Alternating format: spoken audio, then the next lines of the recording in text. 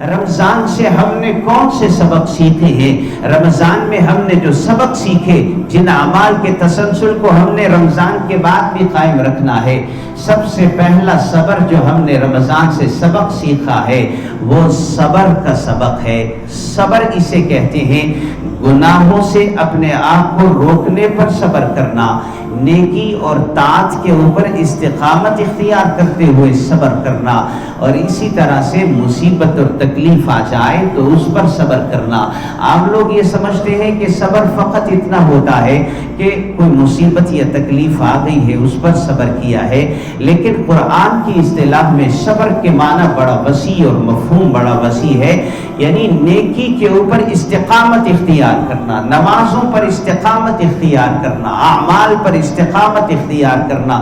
گرمی کے موسم میں تپتی لو اور سخت گرمی میں نماز کے لیے مسجد میں جانا، سردی سخت ٹھنڈی ہواؤں میں وضو ٹھنڈے پانی سے بنا کر مسجد میں نماز کے لیے جانا، اس پر استقامت اختیار کرنا، یہ بھی صبر کہلاتا ہے۔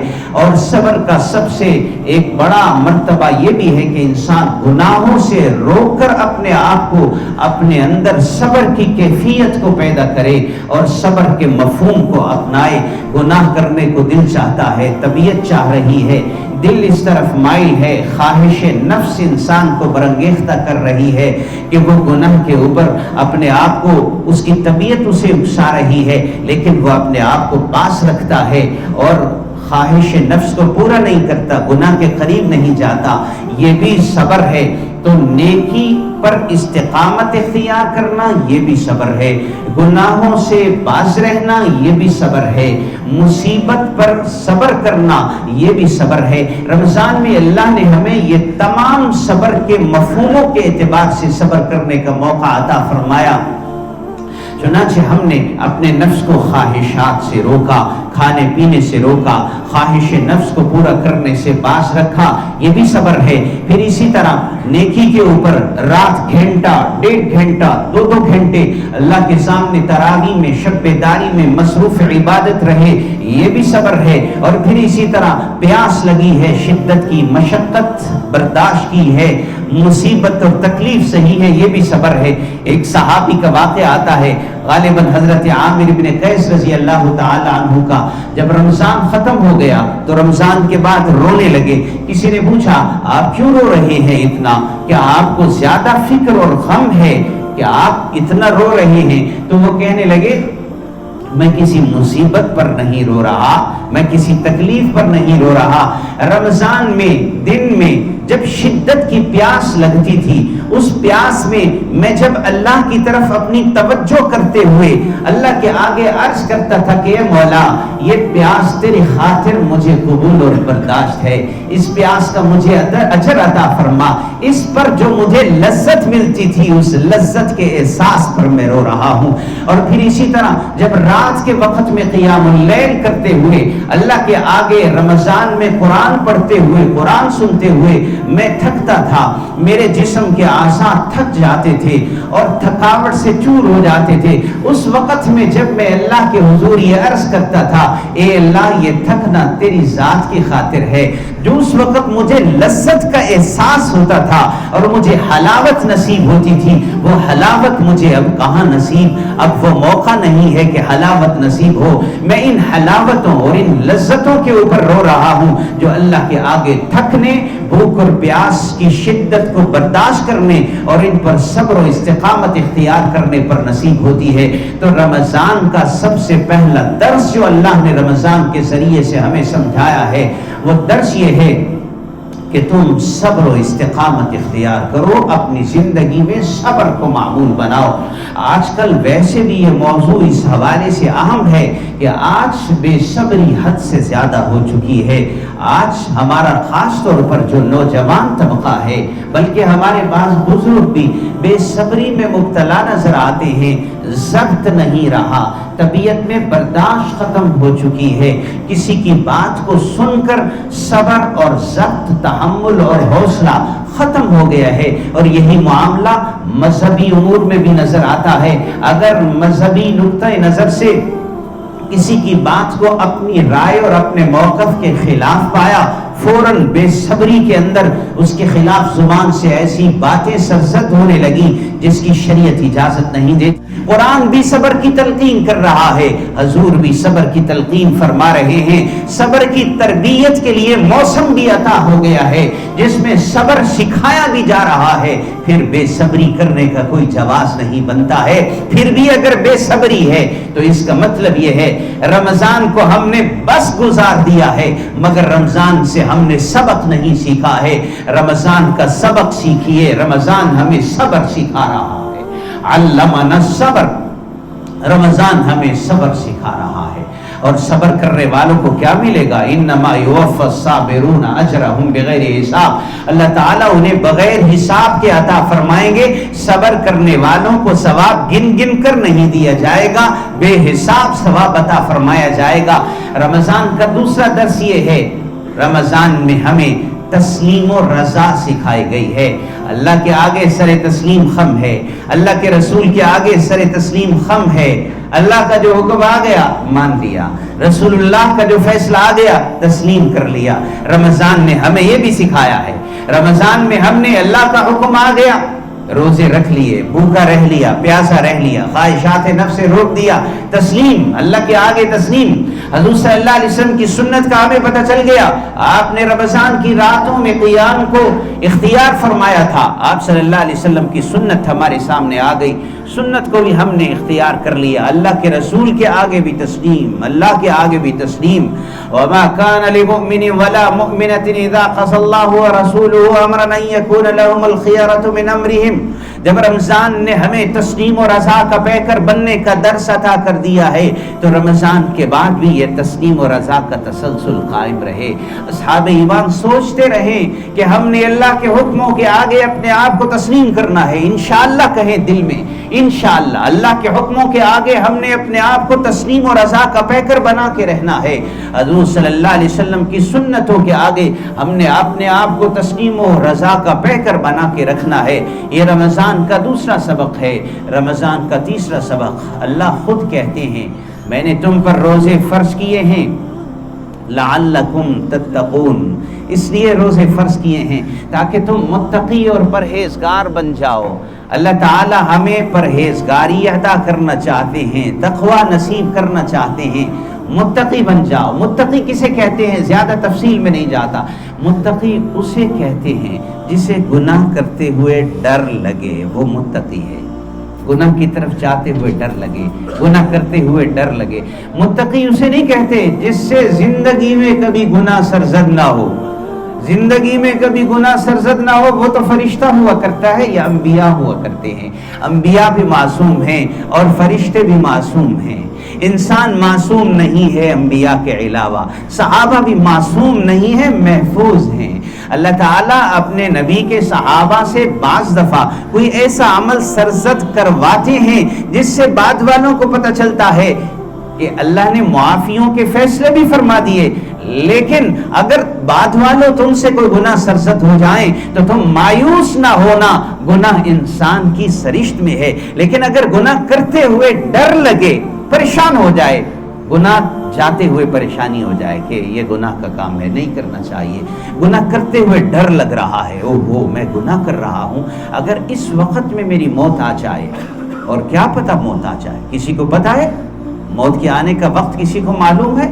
گناہ کا ارتکاب کرتے ہوئے اگر موت آ جائے تو دنیا میں بھی ذلیل و رسوا اور اللہ کے ہاں بھی رسوائی مقدر، اسے ڈر لگے، اور گناہ کے بعد بھی وہ گناہ پر ڈٹائی نہ اختیار کرے۔ اگر ہو گیا ہے گناہ، انسان ہے، خطا ہو گئی ہے، فوراً اللہ سے معافی مانگنے کی طرف رجوع کر لے، یا اللہ تیرا بندہ ہوں، خطا سرزد ہو گئی ہے، اے اللہ مجھے معاف فرما دے، یہ متقی ہے، یہ متقی کی فہرست سے باہر نہیں ہے۔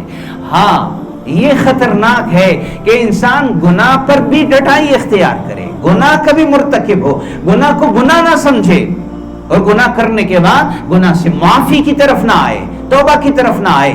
ایسا شخص اپنے ایمان کے متعلق سوچے کہ میرے اندر ایمان ہے بھی یا نہیں، یا اتنا کمزور ہو گیا ہے اس کا ایمان کہ اس کا ایمان گناہ سے اسے باز نہیں رکھ رہا اور اسے روک نہیں رہا۔ تو رمضان میں اللہ نے ہمیں تقوی عطا فرمایا ہے۔ اللہ کہتے ہیں لعلکم تتقون، تمہیں روزے دے رہا ہوں، تمہیں روزوں کا حکم دے رہا ہوں. اللہ کس لیے عطا کر رہے ہیں؟ اللہ کہتے ہیں لعلکم تتقون، تمہیں متقی بنانے کے لیے، پرہیزگار بنانے کے لیے میں روزے کا حکم عطا کر رہا ہوں. تو اپنے آپ کو کھڑا کیجئے، دیکھیے تھوڑی دیر کے لیے جائزہ لیجئے. رمضان سے پہلے میں کہاں کھڑا تھا؟ رمضان کے بعد میں کہاں کھڑا ہوں؟ کیا رمضان سے پہلے کے میرے تقوی کے لیول میں اور رمضان کے بعد میرے تقوی کے لیول میں کوئی بہتری آئی ہے؟ کچھ اضافہ ہوا ہے؟ اگر پہلے کی نسبت زیادہ متقی بن گئے کہ اب گناہ کی طرف جاتے ہوئے ڈر لگ رہا ہے، یا گناہ کے بعد فوراً توبہ کی توفیق ہو جاتی ہے، سمجھ لیں تقوی کے معیار میں بہتری آ گئی ہے، لیول بلند ہو گیا ہے، لہٰذا رمضان کے روزوں کی برکت اور فائدہ نصیب ہوا ہے.